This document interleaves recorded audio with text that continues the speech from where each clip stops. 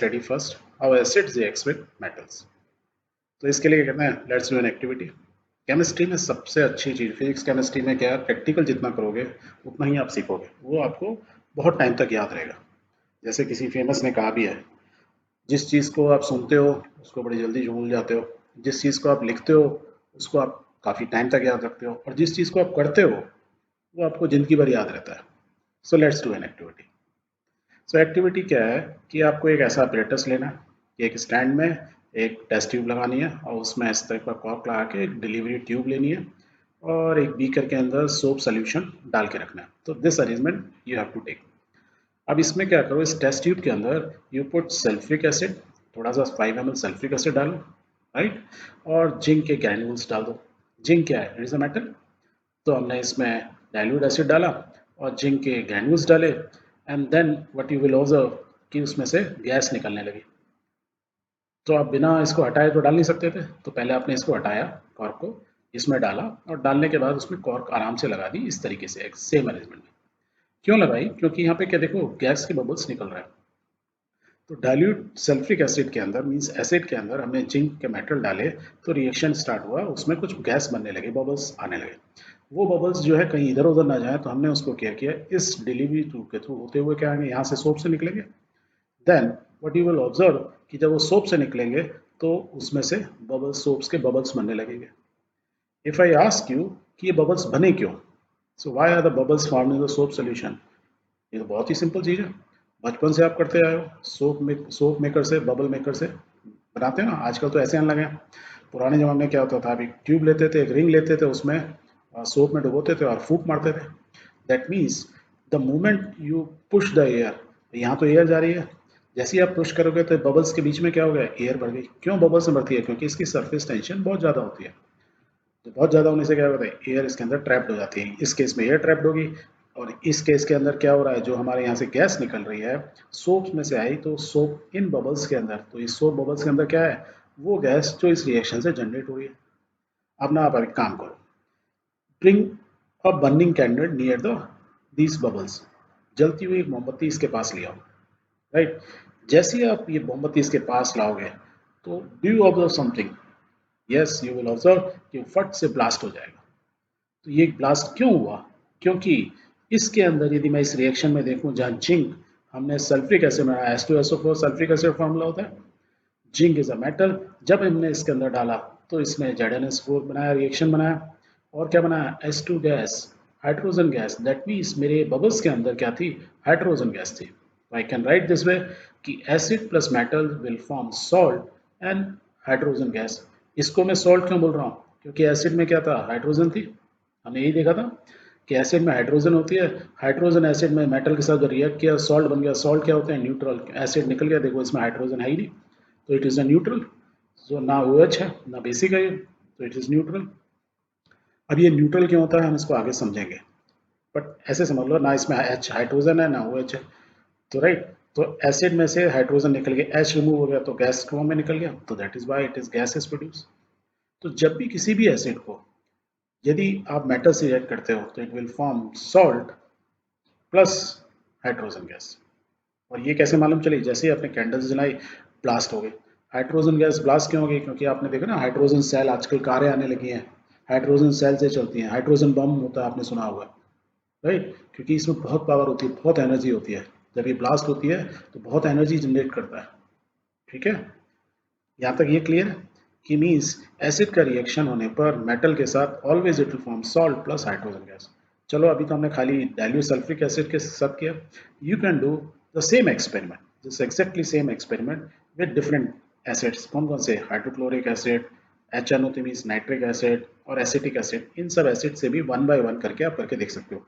Means इस बार जैसे हमने हाइड्रोक्लोरिक एसिड डाला था, तो आप क्या करते, पहले HCl डालते, उसमें जिंक के डालते, and every time you will see कि क्या प्रोड्यूस हो रहा है, हाइड्रोजन गैस। जैसे HCl डाला, मान लो जिंक की जगह मैं मान लो मैग्नीशियम डाल देता, कोई और भी मेटल ले लेता, नॉट नेसेसरी जिंक, कोई भी मेटल ले लो, तो मैंने जब ये किया तो देखो MgCl2 ये एक बन गया, this is what is called salt and hydrogen. तो एसिड में से जो हाइड्रोजन थी वो निकल गई, तो एसिडिटी खत्म हो गई। तो एसिडिटी खत्म होगी तो बचा क्या उसके अंदर, सोल्यूशन।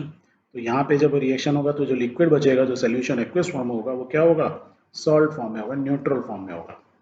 ठीक है, जो निकल गया दैट इज हाइड्रोजन, और हाइड्रोजन का टेस्ट कैंडल से करोगे तो ब्लास्ट होगा, पप पुप पुप करके साउंड आएगी। So observation in all the cases will be same, they will not be different. Clear? Good.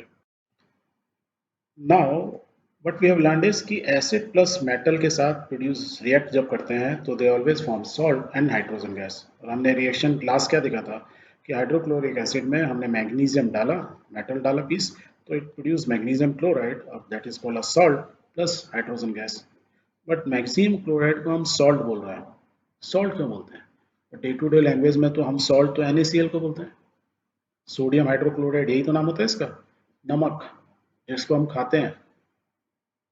और वो खाते हैं वो नमक क्या होता है? ऐसे ही होता है व्हाइट कलर का। अब यदि आप नमक को देखोगे NaCl को, उसको हम सॉल्ट बोल रहे हैं और इनको भी सॉल्ट बोल रहे हैं, तो डिफरेंस क्या है दोनों में? तो देखो ये सॉल्ट जो होता है, जो इसको हम खाते हैं, व्हाइट कलर का होता है, उसके आप क्रिस्टल्स को देखोगे, उसके अंदर सोडियम और क्लोराइड आयंस एक दूसरे के अंदर बिल्कुल एकदम एकदम पैक्ड फॉर्म में रहते हैं। That is why we have this crystal, white colour का क्रिस्टल होता है। तो सोडियम आयन और क्लोराइड आयन दोनों एक कॉम्पैक्ट फॉर्म में है अरेंज्ड।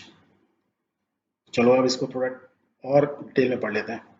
ये हमने पढ़ा था 9th क्लास में कि दी सोडियम का जो एटम है उसके चारों तरफ इलेक्ट्रॉन घूम रहे होते हैं, और यदि हम लास्ट वाले उसमें देखें, उनको क्या बोलते हैं, लास्ट वाले शेल के अंदर इलेक्ट्रॉन जो मूव करते हैं, दैट इज कॉल्ड वैलेंसी। तो इसमें देखो कितने इलेक्ट्रॉन मूव कर रहे हैं, ओनली वन। वेयरएस यदि मैं क्लोरीन को देखूं, इसमें नंबर ऑफ इलेक्ट्रॉन्स कितने हैं, मूव कर रहे हैं 7। तो इसकी वैलेंसी क्या होगी? वैलेंसी मीन्स कितने इलेक्ट्रॉन ले सकता है, दे सकता है। तो क्लोरीन के पास एक कम है, 8 हो सकते हैं मैक्सिमम किसी भी सेल के अंदर। तो लास्ट सेल के अंदर कितने हैं? Is 7। It wants one more so that ये स्टेबल हो जाए। तो क्लोरीन की वैलेंसी है it wants one more, whereas sodium जो है एक दे सकता है क्योंकि ये 7 तो ले नहीं सकता। तो इसकी valency it can give one, whereas it can take one. तो जो अब क्या होगा, जब जैसी सोडियम और क्लोरीन जब आप पास में आते हैं, ये दोनों एटम्स जब पास में आते हैं, तो होता क्या है, ये अपना इजीली इलेक्ट्रॉन दे देता है, तो क्लोरीन स्टेबल हो जाती है और सोडियम भी स्टेबल हो जाता है।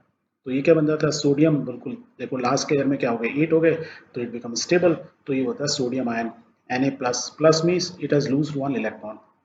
प्लस का मतलब यही होता है, प्लस मतलब कि इस पूरे एटम के ऊपर अंदर क्या थे, न्यूक्लियस में क्या थे, प्रोटॉन। एक इलेक्ट्रॉन कम हो गया तो प्रोटॉन प्लस इलेक्ट्रॉन बैलेंस्ड होते हैं। अब यहाँ ओवरऑल चार्ज क्या होगा, थोड़ा पॉजिटिवली चार्ज हो गया, ऐसे समझ लो। या ऐसे समझ लो इसने इलेक्ट्रॉन लूज कर दिया, तो प्लस वन हम यहाँ लिखते नहीं है, राइट। यदि टू होते तो हम लिखते, टू होते +2 +3 +4, ऐसे हम लिखते हैं। सो ये सोडियम आयन हो गया और इसने इसको दिया ये, तो दोनों चीज अपनी स्टेबल हो गई। क्यों स्टेबल हुई? कि क्योंकि सोडियम ने अपना एक इलेक्ट्रॉन दे दिया, इसको एक चाहिए था, इसको एक देना था, दोनों स्टेबल हो गए। That means when there is a stability, दोनों में शांति होगी, दैट मीन्स बहुत आराम से एक साथ साथ रह सकते हैं। इसीलिए यदि आप इसके क्रिस्टल में देखेंगे तो सोडियम आयन और क्लोराइड आयन बहुत क्लोजली एकदम एसोसिएट एक साथ इकट्ठे रहते हैं। That means there is a bond, and उसको हमने क्या बोला था, आयोनिक बॉन्ड। जब इलेक्ट्रॉन का लेना देना होता है, दैट मीन्स, और दोनों में लेने के बाद कोई लड़ाई झगड़े नहीं है, they are stable, we say there is a bond is there, and this bond is ionic bond. और ये आयोनिक बॉन्ड क्यों हुई?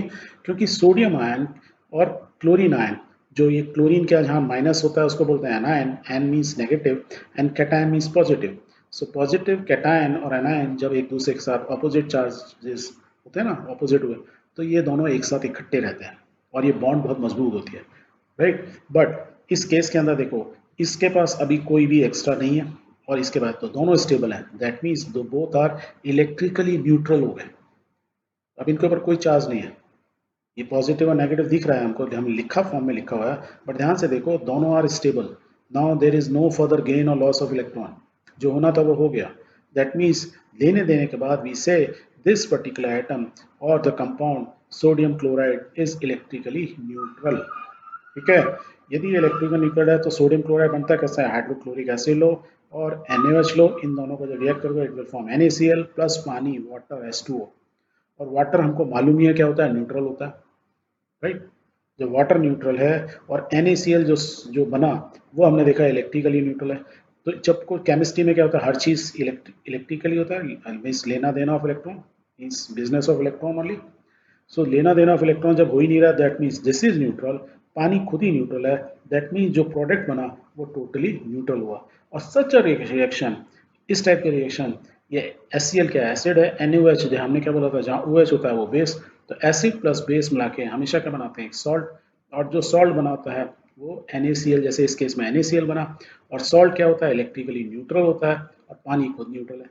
दैट मीन्स ये पूरा का पूरा सोल्यूशन, जहाँ पे इसको हम बोलते हैं डिस्प्लेसमेंट रिएक्शन, ये हमने पढ़ा था। देखो सोडियम और क्लोराइड, सोडियम ने यहाँ हाइड्रोजन को डिस्प्लेस कर दिया तो ये NaCl बन गया, और ये हाइड्रोजन इसके साथ आ गए तो ये पानी बन गया। So this is also called displacement reaction, or we also call neutralization reaction. That means acid ने बेस को न्यूट्रलाइज कर दिया, या बेस ने एसिड को न्यूट्रलाइज करके क्या बना दिया, सॉल्ट प्लस पानी, क्योंकि जो रिजल्ट बना वो इलेक्ट्रिकली न्यूट्रल बना। And that is why this NaCl, जिसको हम कॉमन लैंग्वेज में सॉल्ट या कॉमन सॉल्ट बोलते हैं, तो वो कोई भी चीज़ हो, वो MgCl2 हो या कुछ भी हो, तो सभी को हम सॉल्ट बोलते हैं। चलो MgCl को भी देख लेते हैं एक बार क्या हुआ। MgCl2 में कैसे हुआ, इसमें भी एक मैग्नीशियम है, एटम है, दो क्लोराइड है। मैग्नीशियम की यदि आप ऐसे ही करके आप इसका इलेक्ट्रॉनिक कन्फिगरेशन बनाएंगे, इलेक्ट्रॉन्स डिफरेंट शेल में यू देखेंगे आप, लास्ट में इसके दो शेल होते हैं, मीन्स आउटर मोस्ट शेल में दो होते हैं इलेक्ट्रॉन। दो इलेक्ट्रॉन है, मीन्स बैलेंसिंग के लिए 8 चाहिए, या ये दो दे दे, तो ये क्या करता है, अपने दो एक एक इलेक्ट्रॉन दो क्लोराइड आयन्स को दे देता है। क्लोरीन को एक एक चाहिए, तो दैट इज वाई MgCl2 बनता है। तो हमारा क्या हुआ, मैग्नीशियम की वैलेंसी क्या होगी, 2+ हम ऐसे लिखते हैं, मैग्नीशियम का +2, तो this is the cation. And इसका क्या हुआ, एनायन किसके हुए, दो क्लोराइड आयन से हुआ। अब इसने दो इलेक्ट्रॉन दिए, ये भी स्टेबल हो गया, ये भी इसके, means electrically now MgCl2 is neutral. और जब कोई चीज न्यूट्रल हो जाती है, वी से electrically neutral, we say it is a salt. और हमने यही पढ़ा था अभी तक कि एसिड होता है या बेस होता है या न्यूट्रल होता है।